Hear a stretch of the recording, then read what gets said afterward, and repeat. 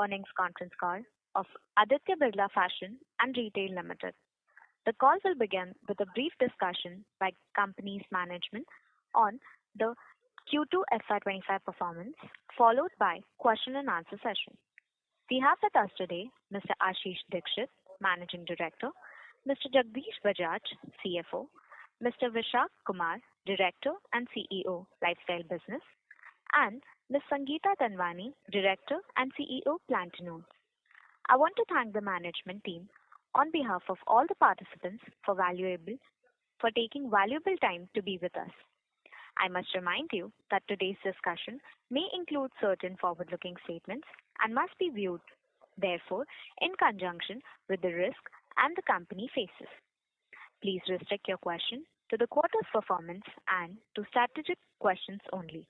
Housekeeping questions can be dealt separately with the IR team. With this, I hand the conference over to Mr. Jagdish Bajaj. Thank you, and over to you, sir. Thank you. Good afternoon and welcome to the Q2FY25 earnings call of our company. At the onset, let me wish you a very happy festive season and a prosperous year ahead. I will first take the opportunity to set the context in view of the operating environment during the quarter.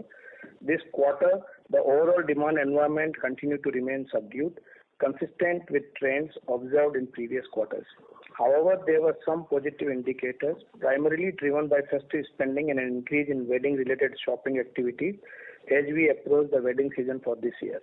These positive upticks are in line with the trend we have been seeing over past many quarters, where occasion-led shopping drives sales, favorably impacting sales for certain categories. We expect improved conditions in the second half of the year. Amidst this, we maintain our focus on executing the plan we had set out for this year, where we drove good quality sales, rationalized less productive channels and markets, and consistently drove margin improvement. As you would have seen, the business has consistently improved the margin profile year on year for the last 3 quarters. While the larger business reported an improvement in profitability, the smaller and rapidly growing businesses such as Ethnic and Tomorrow maintained a range-bound losses, though improving on margins on YOY basis on a much higher scale. The profitability improvement were mainly driven through better planning, product enhancements, stringent markdown management, and deprioritizing poor quality channels. Each of our brands reported a positive like-to-like growth this quarter.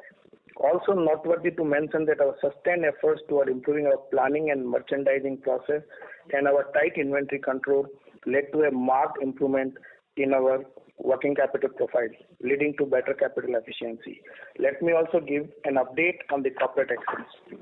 The last step in the acquisition of TCNS has been successfully completed, and TCNS has been fully amalgamated with ABFRL from 1st September 2024. Hence, the results are consolidated considering TCNS as a division. On the parallel demerger process, the company has completed the first step when it received NOCs of the demerger proposal from stock exchanges.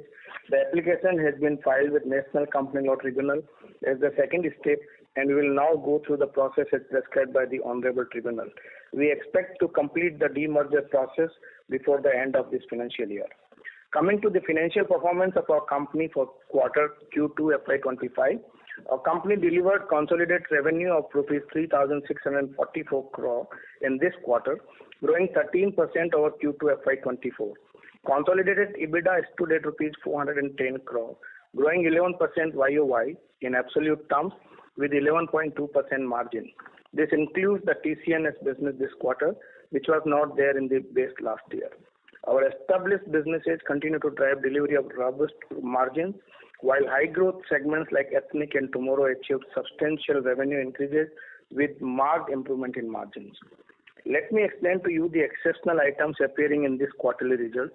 First, company has decided to restructure the operations of Forever 21, taking a one-time hit of rupees 98 crore towards impairment. The same has been reported as exceptional item. Secondly, the company increased its stake in Tarun Tahiliani Couture business from 33.5% to 51%, resulting into one-time upward revision of its holding value on account of mark-to-market revaluation of historical stake to the tune of rupees 121 crore. Adjusted for these two items, the net gain in exceptional items in the P&L is rupees 23 crore. Company's consolidated PAT was negative rupees 215 crore, impacted on account of higher depreciation, amortization of brand and retail assets due to inclusion of TCNS this quarter, along with elevated interest cost on higher borrowings. In H1, our company recorded consolidated revenue of rupees 7,072 crore, growing 10% over H1 FY24. Consolidated EBITDA was rupees 816 crore, growing 13% YOY in absolute term with 11.5% margin. The net debt as on 30th September stood at rupees 3,759 crore. As on 30th September 24, our store network stands at 4,538 stores, spanning across a total retail area of 12 million square feet. I will now take you through the performance of individual businesses. Starting with proposed ABLBL segment, the segment in Q2 FY25 posted revenue of rupees 1,975 crores with EBITDA of rupees 302 crores. The EBITDA margin stood at 15.3% for the segment. First, lifestyle brand grew 3% YOY to a revenue of rupees 1,636 crore in Q2 FY25 with an EBITDA margin of 18.4%. Retail like-to-like growth for the brand stood at 3.4%, primarily impacted by lower demand in smaller markets. Continued focus on product innovation, casualization, and markdown management, combined with elevated retail experience and consumer insights, has supported profitable growth. Emerging growth businesses, which include youth western wear, innerwear and athleisure, and sportswear segment, posted 7% growth at an overall level, with the segment posting another quarter of positive EBITDA. Now let us discuss the demerged ABFRL segment. This segment has grown by 31% to 1,838 crore in Q2 FY25, validating our portfolio expansion strategy to build meaningful size businesses in large consumer spaces of the future.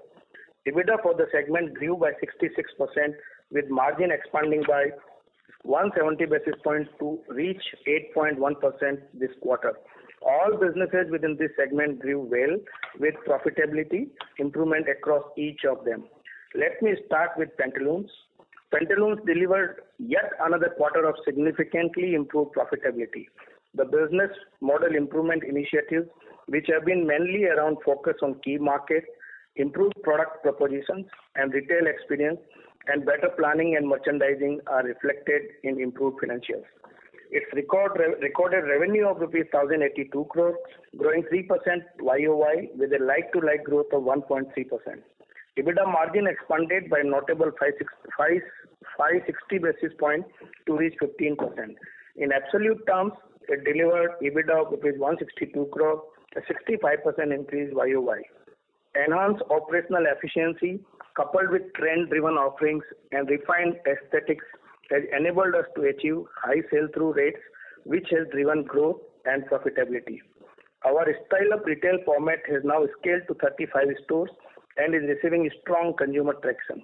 The business has already started to deliver store-level profitability across the current network. Based on this success, we plan to accelerate store opening in the coming years. Then the ethnic business. Overall portfolio grew more than 3 times versus last year to reach rupees 454 crore, primarily led by inclusion of TCNS and Tarun Tahiliani couture business. Organic growth of existing businesses stood at healthy 10% with EBITDA margins improving significantly. Designer-led brands portfolio, which includes Sabyasachi, Shantanu Nikhil, House of Masaba and Tarun Tahiliani, grew by 32% on YOY basis. House of Masaba more than doubled its revenue, within which its beauty brand Love Child grew to 10 times of last year. With Tarun Tahiliani couture, our already comprehensive ethnic portfolio is further strengthened as another marquee luxury ethnic brand gets added to our portfolio. Premium ethnic wear brands, including Tasva, Jaipur and the TCNS portfolio, delivered robust overall like-to-like growth rates.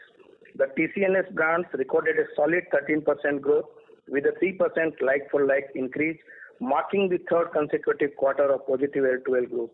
This has been achieved with significant product upgrade, harnessing synergy benefits with larger ABFRL and focusing on retail productivity.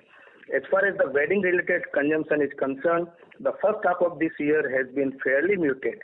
With the onset of festive and advanced purchase of wedding-related categories, the end of the quarter saw encouraging demand for Taswa, which achieved remarkable year-on-year growth of 79%.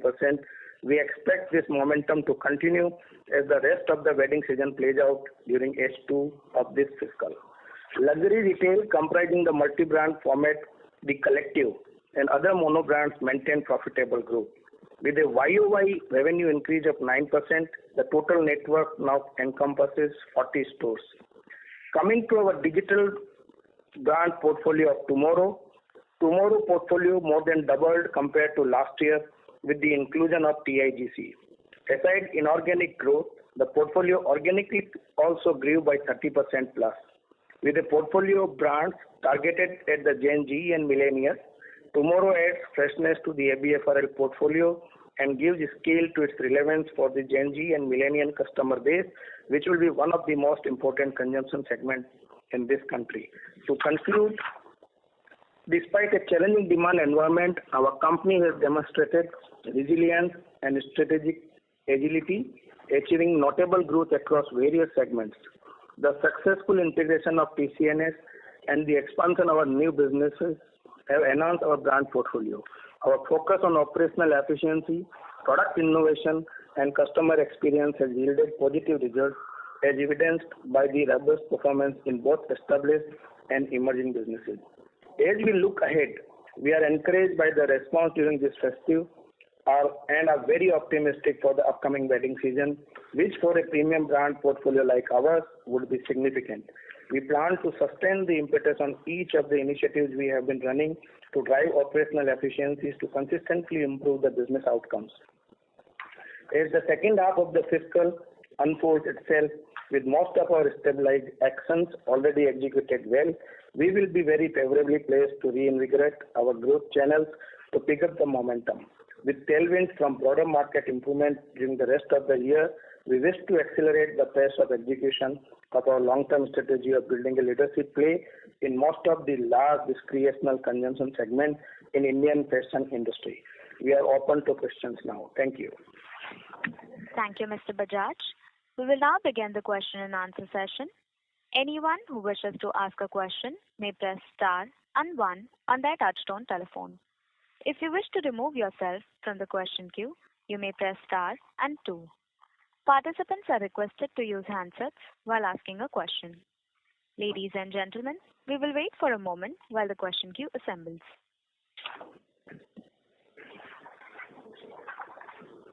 The first question is from the line of Gaurav Jogani from JM Financials. Please go ahead. Thank you for the opportunity, sir. So my first question is with regards to the demand conditions. How have they been running into this first month of October in the festive season for both the brands, that is Pantaloons as well as the lifestyle brands? So that is the first question. And so the second question also is with regards to, post the demerger between, that ABL and ABFRL. How do you plan to scale up things in the ABFRL piece of business, given that, that business will have a certain amount of debt? So how the growth will be planned in that piece of the business? If you can answer that, that will be helpful. Thanks. I'll get Vishak and Sangeeta to respond to the overall market conditions. Vishak, can you come? Yeah. Hi, Gaurav. So far we've had a decent start. I wouldn't say, I don't want to jinx it, but decent start to Diwali. It's been, and what is important is the combination of wedding shopping as well as Diwali shopping that we've got. So we still have to watch out how it pans out during November, December. And the good news is there are a lot of wedding dates through this period. So I do believe that it should be a decent quarter in that sense, at least for our brand. Yeah. Is there anything different? So very, very similar for us, Gaurav. I think festive, we had a good start just about closing, and I think it's like a mid single-digit performance in terms of growth. Of course, the market conditions overall have been tough, but we've had an encouraging festive. Sanjay, just one thing, we have been hearing from some Eastern-based players that, while the Pujo has been good, but, the Pujo hasn't been that great as per the expectations, at least for them. So, is it similar for you too? Yeah, so I'll come in again. So Pujo, as you know, is a very important period, especially for Pantaloons, because East is a very important market for us. And we've had a low single-digit Pujo. I think largely there were 2 or 3 external factors which disrupted the demand.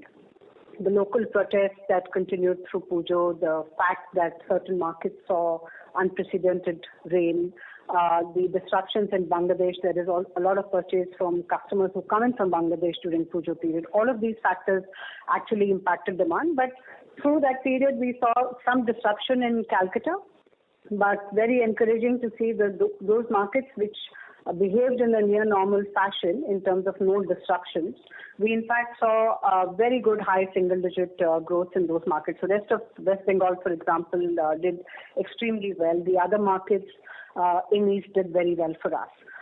So I think it's a combination of disruptions that we saw in Calcutta, but very good performance in the rest of the markets. There are your other questions regarding how do we fund the growth of the demerged ABFRL, which will have a fair share of debt post-separation. As you know, at the time of demerger and announcement, the board had also approved a fundraise exercise.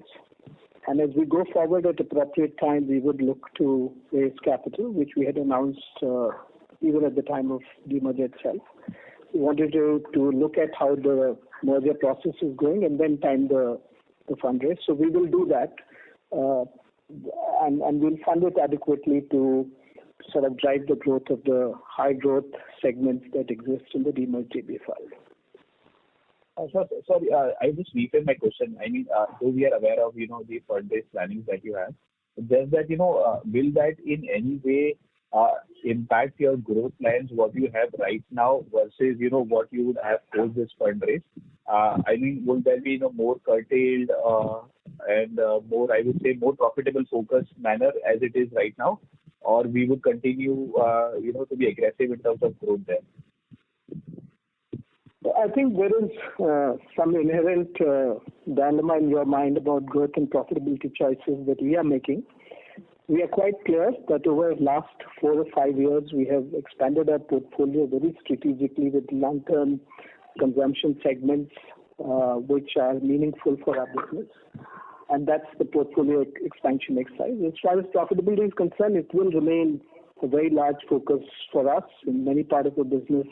We recognize that we have some way to go, and our major businesses, it's already in good place. In line with our long-term strategy, I think a lot of growth businesses and very high growth businesses would need capital. There is also debt sitting on it, and therefore that's the reason for the fundraise. In short term or longer term, I don't think our strategy is changing. The only part we have said is our strategic acquisition piece is now over. That phase which we went through between 2020 to 2024, where we entered many new emerging segments. The entire digital portfolio got created of tomorrow. We acquired rights of Reebok, built the entire portfolio of ethnic wear business in a short period of time to become the largest ethnic wear company in the country with very, very iconic brands in the portfolio. So that is a phase of our portfolio expansion with a very long-term strategic outlook on where the consumers of tomorrow will be. I think once we have completed that exercise, the next phase of capital is growing these businesses. Sure, sir. Thank you for answering my question.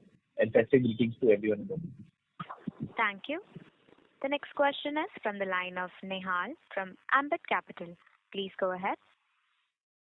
Yes. Thank you so much and good evening. I had 2 questions.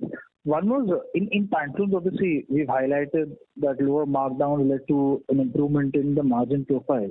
Just in case of lifestyle brands, despite the positive LTL, was it a step up in marketing spends or maybe a channel shift which has led to, say, margins being flat or slightly lower? So, hi, Nihal. Two, three factors, Nihal. First is we kept discounts very, very tight, okay, and we were able to squeeze out significant amounts on discounts. We were able to create superior product cost engineering solutions as well, which gave us gains. There was an overall cost improvement drive across the system, which gave us benefits. And of course, some amount of network rationalization also we did, which also further improved overall profitability situation. So these were the key pieces, Nihal. No, absolutely. Vishal, but the thing is that maybe on a YY basis, the margins have been flat or slightly lower for the lifestyle brand. So that is where I was just coming from. That why was that the case? Okay. Specifically, Nihal, last year, same quarter, we had a one-off gain. So that had an impact. JB can probably quantify that. But we had a one-off gain in last year, which we didn't have this year, which would have impacted margins. Second is, we are going through a situation with Centro where they are scaling down their business. So we had almost zero business with Centro last quarter, which again took away, they've been a very large trading partner for us in the past. So that also impacted our overall business in Q2. And that explains the wholesale contraction? That's right. A significant part of our, it's been a big four partner for us in that sense. So it made a big impact. Got that. Maybe later if you could clarify on that one-off, or I'll take it separately. The second question was on the debt part. Currently, we are at 3,800 crores. I'm guessing this is a build-up because of festive. Just to understand, say, by the time we reach Q4, we'll have the planned 2,500 crores QIP. We'll obviously have, I think, around 1,000 crores left for ABLBL. So what is the planned debt with which, say, the new entity will start with after the QIP? If you could give a ballpark sense, and would the style-up expansion that you're targeting be significant in terms of a capex outflow or overall capex and working capital outflow? So, Nihal, at this stage, unless the board has formally approved a fundraise, I won't be able to comment on it. But I would therefore speak of the debt from operating performance point of view. As you know, second half of the year is where the retail sales picks up, and much of our portfolio is also heavily skewed towards wedding and festival-related periods. While all of the fashion industry like that, our portfolio is particularly more heavily skewed around that. So we expect the debt to come down by 400 odd crores, 400 to 500 crores in the second half of the year. As you said, there is a part which is allocated from 1st April 2024 into the two entities. All I would say is we'll sufficiently fund the demerged ABFRL to drive aspirations of the growth opportunities that we have created with the portfolio. I'm not at the liberty today to talk about either the size or the timing of the fundraise, and we'll do that at an appropriate time. So, point taken. That was it. Thank you so much. Thank you. Ladies and gentlemen, you may press star and 1 to ask a question. The next question is from the line of Garima Mishra from Kotak Bank. Please go ahead. Yeah, thank you so much for the opportunity. The first question is on Pantaloons.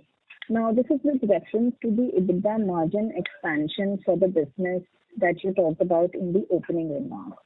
Now, I note that over the last few quarters, Pantaloons have posted a negative EBIT. How do you view this?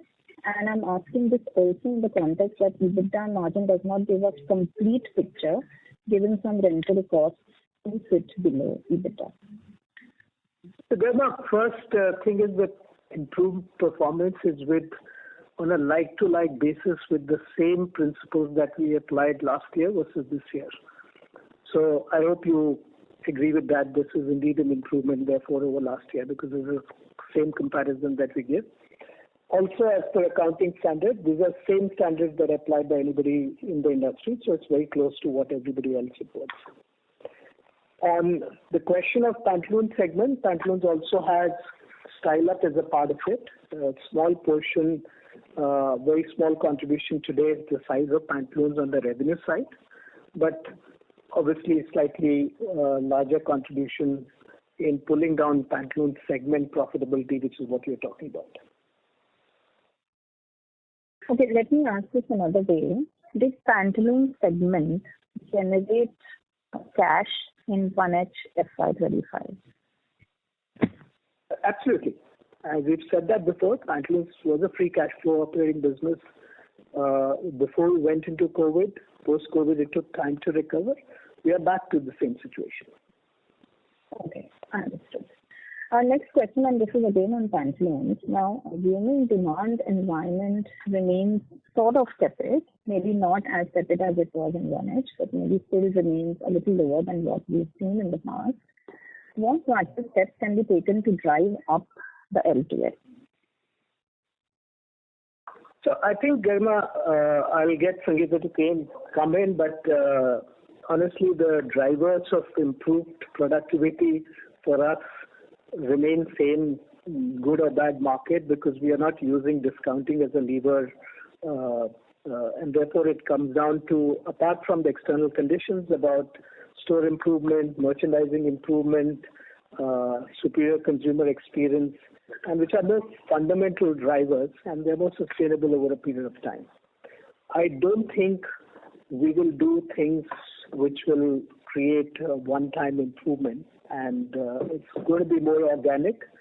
And as you've noticed over the last couple of quarters, this organic, sustainable improvements is what Pantaloons business is driving, and it's showing up in all places. The stores are looking better, the product aesthetics have improved, product quality has improved, gross margin has improved, and overall effectiveness of the network. Some of the pressure on the Pantaloons business, and that's true even for some part of Madura businesses, is the smaller markets underperforming. And Pantaloons is one of the most expanded retail format, and it is not just in top cities, it travels pretty deep. While we did some of the rationalization last year, the lower end of the markets, which are smaller markets, continue to underperform, which is sort of putting pressure on that. But we'll have to deal with it as we keep going forward in a more sustainable manner. Understood. Next, I have a question on the innerwear business. Now, in the PPT, you have talked about exploring this as a multi-channel strategy. So is there any thought of expanding operations of your innerwear business in the quick commerce channel as well? Yes, I think innerwear is probably in fashion the first and the most amenable category to quick commerce. We have just started or just about to start right now with one of the players, and we hope to expand with other players in this quarter, which is quarter 3 of this year. We'll see how the performance is, but early signs from what we hear from channel partners are that it's a category which has got a good pickup, and we'll see if it goes further from there. Understood. And last question from me, if I may. Is there any progress on getting an external investor on board for tomorrow? And in case there's no external investor comes in, how much more capital will ABFRL need to invest in tomorrow? So, Garma, we had mentioned that as far as ABFRL is concerned, we had board approval of close to 750 crores, which is what we have invested. At this point of time, we don't plan to increase that, nor does the business need it at this point of time with the capital that they have got. Our plan was always to get an external investor at some point of time. However, we'll have to time it appropriately so that the business is sizable and attractive for an incoming investor itself. As you can see from this quarter or from previous quarters, the business is scaling up very, very fast. We have now pretty attractive portfolio of brands. We are clocking close to 1,000 crores run rate as far as the revenues are concerned. We are still some distance away from portfolio level profitability, but Many brands are profitable at brand level. So we think in the right period of time, we'll be able to get an investor to fund the next phase of growth. Till then, we don't plan to make any acquisitions. Got it. Ashish, thank you so much and wish you the very best. Thank you.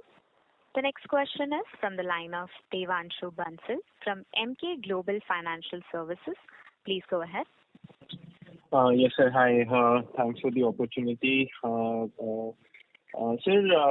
in continuation to Garima's question, I just wanted to understand this increase in net debt better. So in H1, the debt has increased by 800 to 900 crore. From the cash flow statement, we have invested about 500 crore, half of which has gone into capex, invest in subsidiaries, additional stakes, ICDs. Working capital is actually reduced by about 75 odd crores. So there is a OPEX funding of about 400 odd crores in H1. So I just want to check which are the business segments as of now where we have to support operationally the business for them. Yeah. So I think as far as H1 is concerned, and you're probably commenting on H1, Pantaloons segment, to further answer Garima's question and your part, has been free cash flow generating. I'm keeping ABLBL related businesses out because they have historical track record of free cash flow generation, so that's out of it. Although this half, there's been some consumption of cash in that part of the business. But Pantaloons being free cash flow generating, most of our cash has gone into ethnic businesses, which is largely in the subsidiaries part. Then there was, which included TCNS also. Then there was investments that we made in remaining acquisition of Tarun Tahiliani. We also had partial commitment of equity, which was planned for tomorrow investment. So a part of investment went into that. A part of which was used by tomorrow to make further investments, which is investments in wrong that we made. So it's a combination of investments that we have made and operating businesses, which is largely ethnic, which has consumed cash. Understood. And sir, specific to TCNS, I guess it has seen healthy growth of about 13%, right? In Q2, I guess Q3 is a seasonally heavy quarter for this particular segment. So any thoughts on initial traction for the festive season? And if you could just update on the margin profile of the business as of now. So I think as we had said, the TCNS business, when we took over, that will take us a couple of quarters.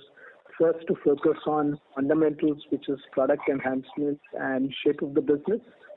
I'd also commented at the beginning of the year by Q3 we'll break even, which is we are pretty much on track as far as that is concerned. Business profitability has improved significantly from where it was, and as we had projected by Q3 it will become profitable.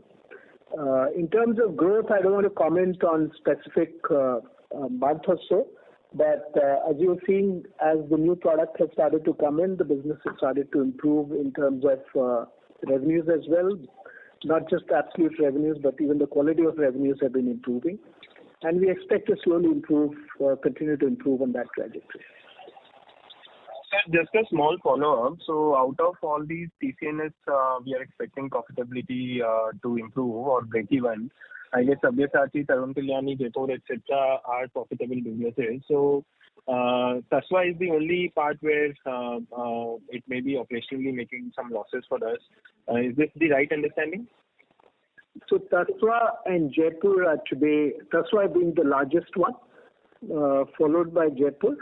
And to some extent, we are still making investments in some of the high growth segments, particularly in House of Masaba, the Love Child, which is the beauty business. So some of those, but those are, I would say, smaller pieces. The biggest piece will be Tasva. Okay. And this 38 crore loss that we have incurred in Q2, is this the peak as in which we can expect some normalization from these levels going ahead? It's difficult to say so early. I won't give that indication today. We'll wait for the full year and then have a for a more balanced picture of that. Thanks for taking my questions. Thank you. Before we take the next question, a reminder to all the participants, you may press star and 1 to ask a question. The next question is from the line of Aditya from CLSA. Please go ahead. Hi, good evening. So 2 questions from me. So firstly, on the ethnic business, can you give us a sense of how much of the growth is organic? And the second question on the lifestyle business, any sort of indication of store additions over the next 2 quarters and then also for fiscal 26? And if you can break that by brand. So just a quick comment on the ethnic business growth. If you wanted to know organic growth of the business, which is without addition of TCNS and the 2 businesses of Tarun Tailani, I think Jagdish in his speech talked about 10% growth for the remaining business, which is which is the organic part of the business. Sorry, what was the second question? I'll take that, Ashish. He wanted to know the expansion. Aditya, hi, Vishak here. Expansion, I think, first half we have primarily focused on consolidating, especially to take away unviable stores. We've pretty much completed that exercise. And hence, as we go into Q3, Q4, all the expansion would result in a significant net positive to the network. The only part where we'll still stay guarded for maybe a couple of more quarters is small town expansion. As you know, the kind of business recovery that we need in small town, I think will take a little longer. So we've been very careful in expanding in small town. Urban and middle India expansion will continue significantly. So you will see that as the quarters unfold. I understand. So just to follow up actually on both, but firstly on the expansion. So any sort of commentary on numbers, what we should expect for expansion in 2H? And within that, would the understanding then be right that maybe Van Heusen, Louis Philippe, and Allen Solly see more expansion than Peter England and Peter England Red? Peter England Red perhaps might be a little more slow, but all the other brands would go stronger, including Reebok, which is also catching up on expansion because we started with a smaller network and we have a lot of catching up to do, a lot of locations where we don't have Reebok stores, so that expansion will also continue full pelt. I think you would see all of these brands in especially urban and midtown India growing their network in H2. Understand. Thanks, Vishak. And sorry, to be laborious, but any numbers to give on how much expansion we should expect, or you don't want to discuss?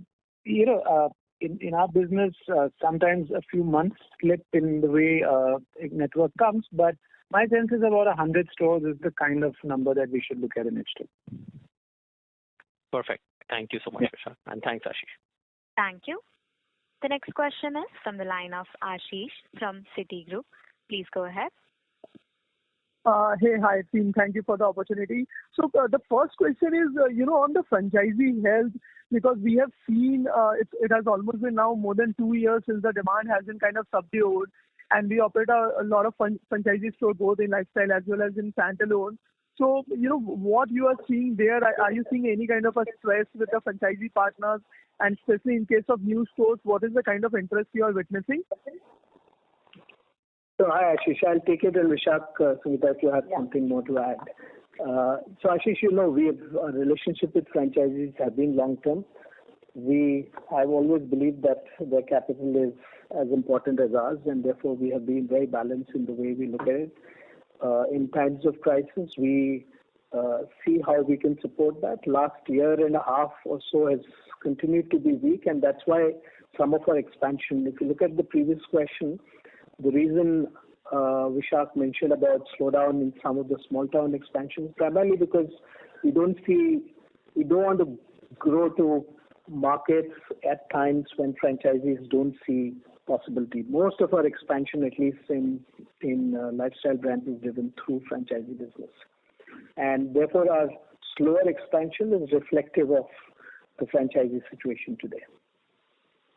But it is normal, and we've gone through these cycles multiple times in over many years. So I don't think there is anything extraordinary to worry about that. Sure. Thank you. Thank you. The next question is from the line of Tejas Shah from Avendus Spark Institutional Equity. Please go ahead. Hi, good evening, and thanks for the opportunity. First question is pertaining to Pantaloons. So with Trent appearing to take a very cautious approach on West Side's expansion, how should one assess the growth potential of Pantaloons? I'm assuming that both cater to the same audience. How are we approaching the growth runway or expansion runway for this format? Hi, Tejas. This is Sangeeta. So, Tejas, as Ashish and Jagdish alluded in his talk as well, I think one of the shifts that we made, and we talked about it in the previous calls as well, is today Pantaloons is a large format which is distributed extensively across 200 odd towns that we are present in with our 400 plus stores. As we have assessed our performance over the last few quarters, we have recognized the fact that, of course, our right to win and our performance has been better in the larger towns, and therefore, as we had called out earlier, our focus in terms of expansion is more in terms of metros, mini metros, and class 1 towns. Also, I think where we have strengthened our guardrails is in terms of the quality of stores that we open. So we are opening bigger stores, better representation of the labels that we have. We still believe there is a huge opportunity for us to grow, but of course, in terms of the numbers, anywhere between 20-25 stores is what we have called out, and we continue to stay with that plan of opening about close to 20 stores. In terms of square footage, we are looking at bigger stores, so we may end up doing more than what we had planned for. But opening the right stores and then making them perfect from an operations and an execution standpoint is what we are focused on. I think just to some extent this reflects the shift in strategy which you are alluding to.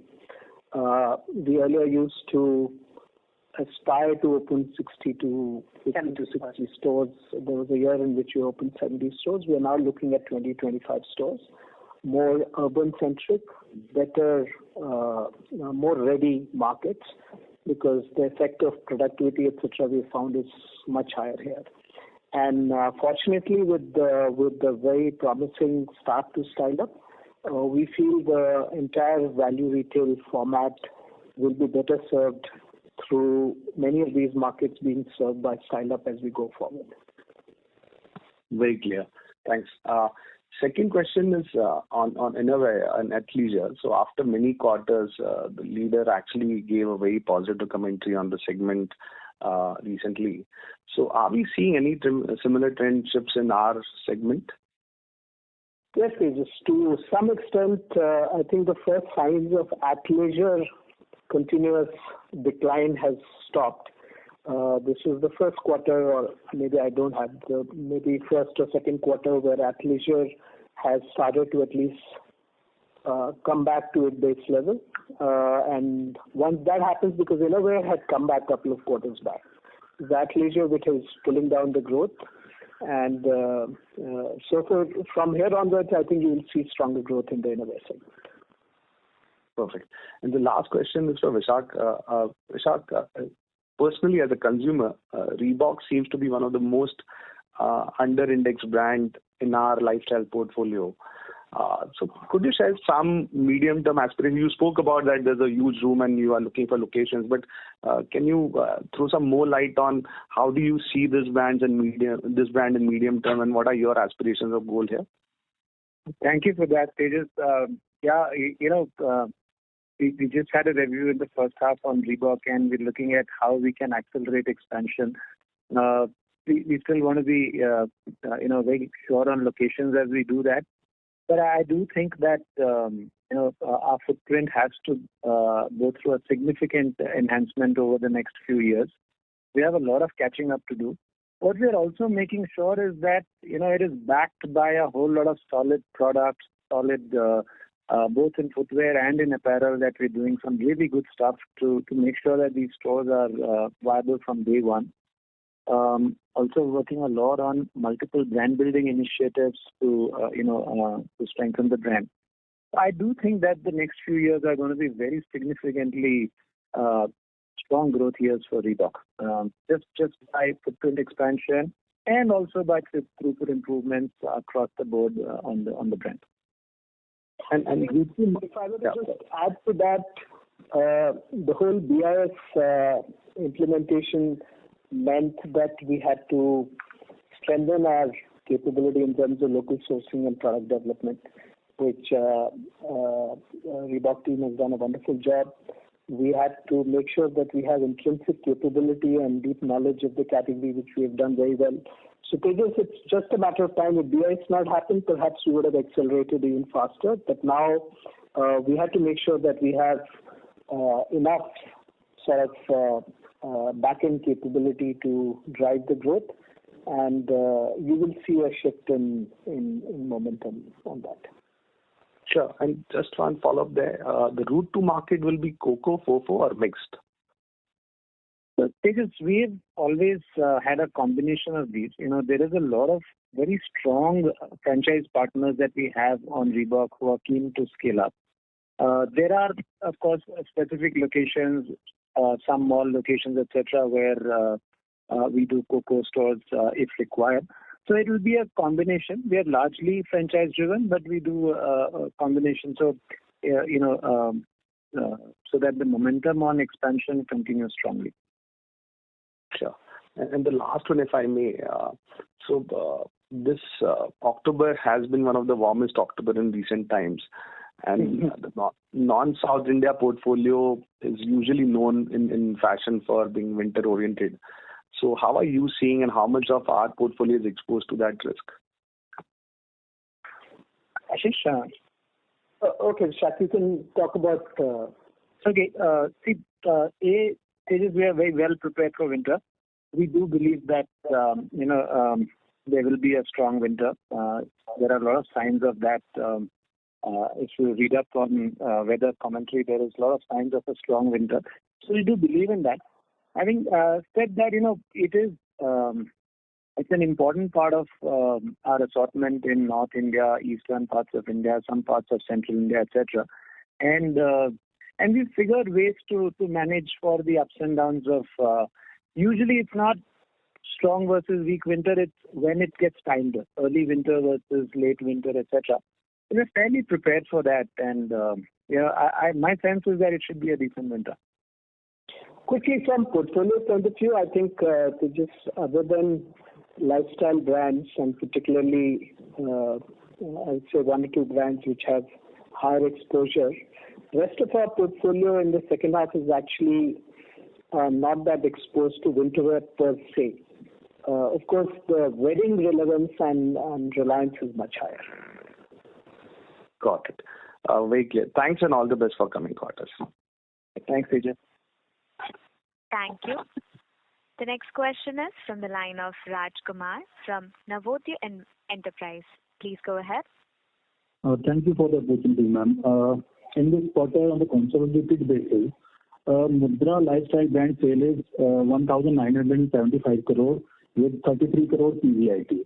And the Pantaloons brand sale is 1,082 crore with the minus 42 crore of PBIT.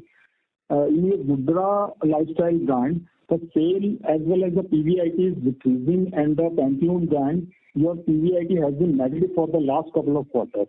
My question is, what is the reason behind it? I mean, in both the segments, they are very old and repetitive segments. So we expect 10 to 15% sale growth from both the segments. But why they are not giving that kind of sale as well as PBIT, just want to know. And the second part is when the Pantaloons PBIT comes into profit.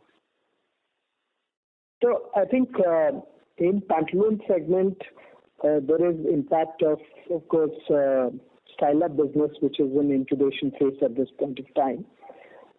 Pantaloons on its own, in response to earlier question, has delivered positively, but the combined operation therefore is negative. Okay, sir. So my second question is regarding employee expense and other expenses. Both the expenses are increasing rapidly on quarter-on-quarter basis. I mean, both the expenses are increased by 20% in standalone basis quarter-on-quarter and 10% in consolidated basis. Is there any specific reason behind it? Give some light on it. So I think there have been a lot of additions which are inorganic in nature. We keep looking at our overall manpower expenses at overall level, adjusted for acquired business, which is removing the cost that comes through acquired businesses. The overall growth on that account is about 6 to 7%. Thank you. The next question is from the line of Naitik from NV Alpha. Please go ahead. Hi, sir. I just needed a clarification in terms of when you see your margins in lifestyle brands, they seem to have come down. So can you please explain why have they come down? I think Vishak had explained in response to earlier question. To some extent, it was impacted by absence of one large important customers, and that reflected in both lower sales and some loss of profit on account of that. The second reason was a one-off last year, same quarter, which was primarily due to reversal in minimum wages in Karnataka, where most of our factory operations are, which gave us a one-time gain last year, which obviously was one-off. Next of the one-off events, the margins are pretty steady and improving. Sure. That's it from my side. Thank you. Thank you. The next question is from the line of Vaishnavi from Anand Rathi Institutional Equity. Please go ahead. Hi, thanks for taking my question. I had a couple of questions for Vishak on Madura's growth, because if I look at the H1 numbers, the numbers are flat, and I understand that the demand environment was subdued. But how should we look at the growth going forward, and what would be the drivers for growth in the same? Okay. Hi, Vaishnavi. Yes, it's been a tough H1. But having said that, we've used this as an opportunity to become stronger in the way our portfolio is organized, etc., consolidating our network to drive retail profitability, building further on product innovations, driving further on premiumization, casualization, a whole lot of things that have been built for poising ourselves better for growth. I think in any case, as we get into wedding season now, etc., we should see the calendar effect being positive to us. But going forward also, Vaishnavi, multiple, we've been a double-digit CAGR business for 2 decades, and that's the kind of trajectory that we should keep going at, and there are enough levers for growth in every brand and every part of our business. So I would say that, yes, we should keep that growth engine going at. Okay, so in the longer term, can we build like a 10 to 12% sort of a revenue CAGR for the lifestyle brands? Absolutely. I think we should definitely a double-digit growth CAGR is something which is which we should drive these brands for. Absolutely. Okay, understood. And in terms of premiumization, right, since you said that that's been a focus of what we've been working on, premiumization and casualization, can you provide some insights in terms of what was the percentage, let's say, a couple of years ago, like pre-COVID, and what it is now in terms of contribution? Maybe Vaishnavi can send that separately to you, but I would say that significant shift on, and it's just that, I'll have to do this brand by brand for you. Different brands have different portfolios. For instance, Allen Solly is largely anchored around casualization. It's not such a relevant thing. In other brands, it's more so. There are brands which needed significant premiumization. There are parts of it which are already high there. I think it will need for me to give you a second level double click on this to give you a better answer. But at a ballpark level, here's what I can say to you. there are, let's say, in brands like Louis Philippe, Magnesium, there are opportunities which are emerging at price points of 4,000, 5,000, etc. per shirt, which we have significantly scaled up. We have a line which is Luxure by Louis Philippe, which is also scaled up, which is 5 to 10,000 rupee price point. So that's significantly strengthened. We're looking at retail formats where there is a larger composition of from premium products, very top of line products that we have. So it's very contextual to each brand, but yes, in some of these brands, it's been a strategy which has helped significantly. Okay, understood. Thank you. Thank you. The next question is from the line of Rajat Agrawal from Atharva Investments Manager. Please go ahead. Hi, my question is related to TCNS, and if you can maybe help me with a slightly long-term kind of a view on this. First up is, has that brand stabilized, and from now on, do you see the brand only clocking profitable growth? And a related thing would be, are you further looking at any one-off cost related to TCNS in the next couple of quarters, be it related to rationalizing of stores, or do you see some duplicity in certain sub-brands of TCNS? Any thoughts on the same, please? So thanks, Atharva. I think TCNS, as we have been communicating in our previous communication, we worked on 3 dimensions. The first one was product improvement, and that the team has done very well. The new product is certainly performing at a level that we had expected. Most of the old inventory, which led to the one-time write-offs that we had to take, we have already done. We don't expect any change in that. In fact, the TCNS team has delivered outstanding improvement in their inventory, both in quality and absolute numbers, and this is both including the new inventory as well as old inventory. Most of the old inventory is behind us. There's no further one-time cost coming there. As far as store expansion is concerned, I think as we grow in the normal course of the business, there will be rationalization that happens in all businesses. No significant sort of difference versus other brands as far as store expansion is concerned.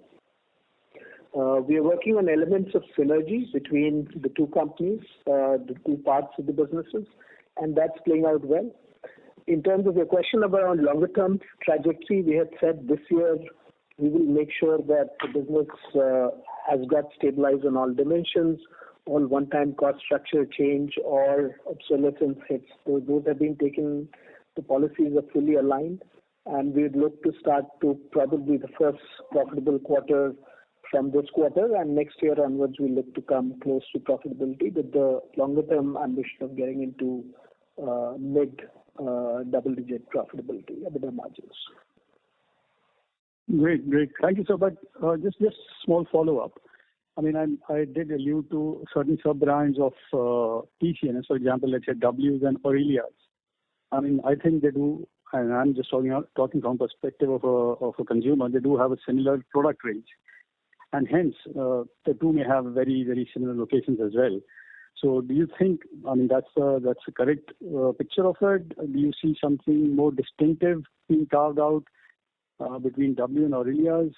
And do you see, across the portfolio, do you see certain similarities between various brands, and there may still be some work to be done to make them more distinct from a consumer point of view?